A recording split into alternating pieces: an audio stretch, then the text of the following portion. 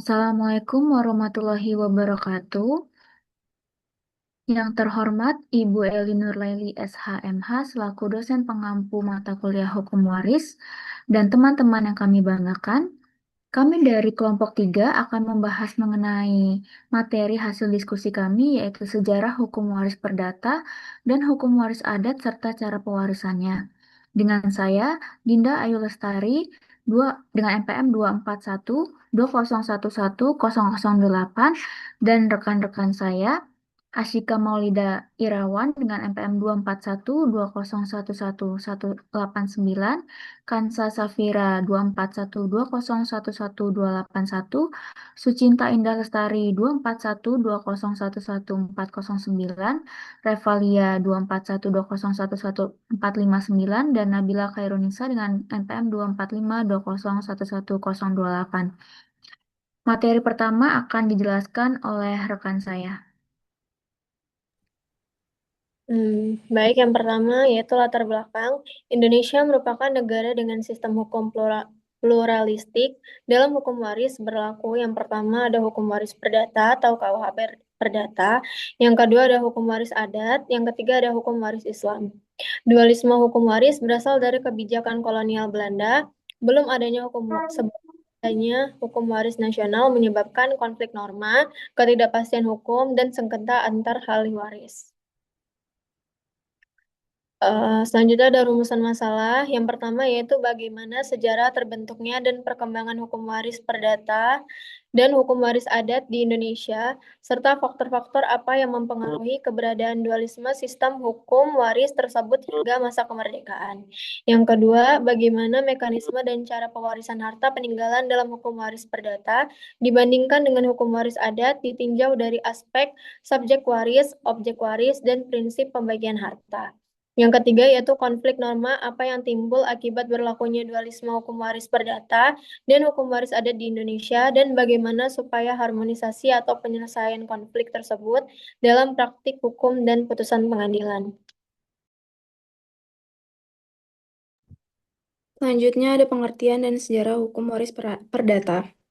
Diatur dalam KUHP Perdata pasal 830 sampai 1130 mengatur perpindahan hak dan kewajiban pewaris kepada ahli waris bersifat tertulis, individualistis, menjamin kepastian hukum.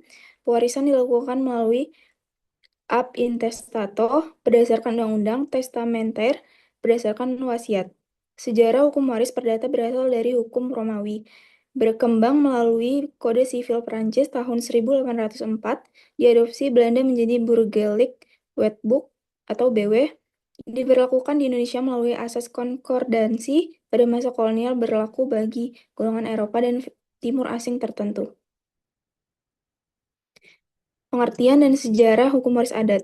Hukum yang hidup berdasarkan adat dan kebiasaan masyarakat bersifat tidak tertulis, fleksibel, berbeda tiap daerah. Mengutamakan musyawarah keluarga, nilai kekeluargaan, keadilan adat, dan dipengaruhi sistem kekerabatan masyarakat adat. Sejarah sudah berkembang sebelum kolonialisme lahir dari kebiasaan masyarakat adat, dipengaruhi sistem kekerabatan, seperti patrilineal, garis ayah, matrilineal, garis ibu, bilateral, garis ayah dan ibu, tetap diakui dalam Undang-Undang 1945 Pasal 18B Ayat 2.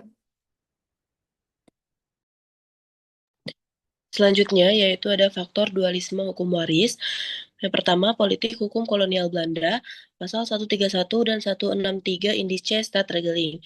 Penggolongan penduduk berdasarkan ras atau golongan, pengaruh agama dan budaya, belum adanya kodifikasi hukum waris nasional, dan masyarakat Indonesia yang majemuk.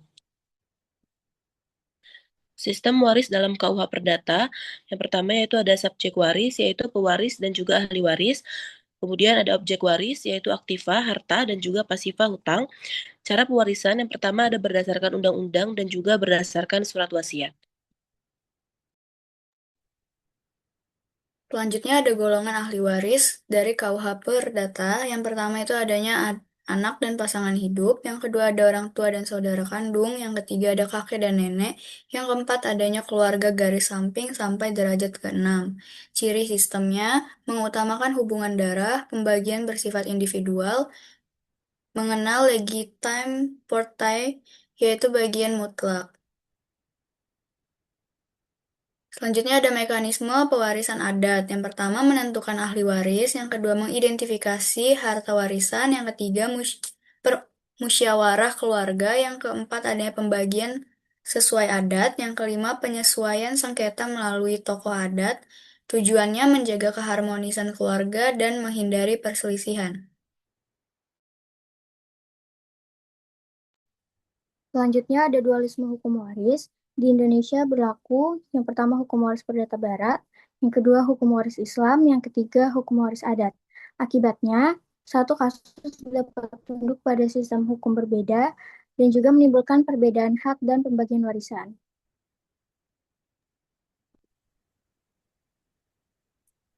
Konflik dan upaya penyelesaian konflik yang terjadi dalam penentuan ahli waris, besaran bagian warisan, harta bersama atau gonogini, kedudukan anak keluar kawin, wasiat, pilihan hukum, dan kewenangan pengadilan.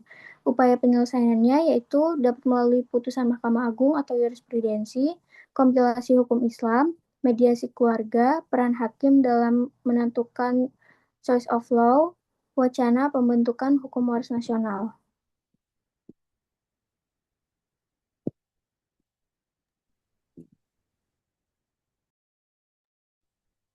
Baik, kesimpulannya adalah bahwa Indonesia memiliki sistem hukum waris yang plural dualisme. Hukum waris dipengaruhi sejarah kolonial dan budaya hukum waris adat, dan perdata memiliki perbedaan mendasar. Konflik norma masih sering terjadi. Diperlukan harmonisasi hukum waris nasional yang disarankan untuk membentuk hukum waris yang lebih jelas, mengakomodasi nilai adat dan keadilan sosial, meningkatkan kesadaran hukum masyarakat, serta mengutamakan penyelesaian sengketa secara musyawarah. Sekian presentasi kami dari kelompok 3. Mohon maaf bila ada salah kata. Wassalamualaikum warahmatullahi wabarakatuh.